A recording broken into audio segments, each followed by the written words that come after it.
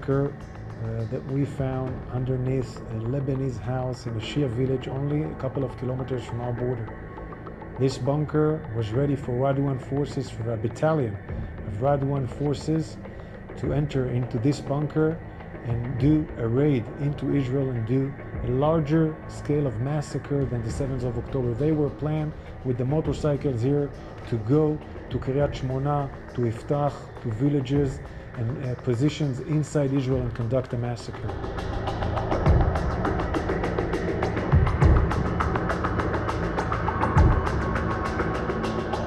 All our enemies should know, whether they are close or far away in Iran, they should know that we are determined. We are determined to supply security and safety to our citizens.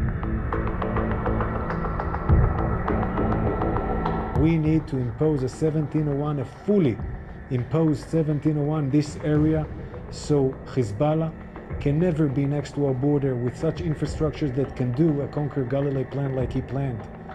Hassan Nasrallah, this ruthless terrorist that we eliminated, that is responsible for the deaths of many people, not just Israelis, Germans, Americans, French and others.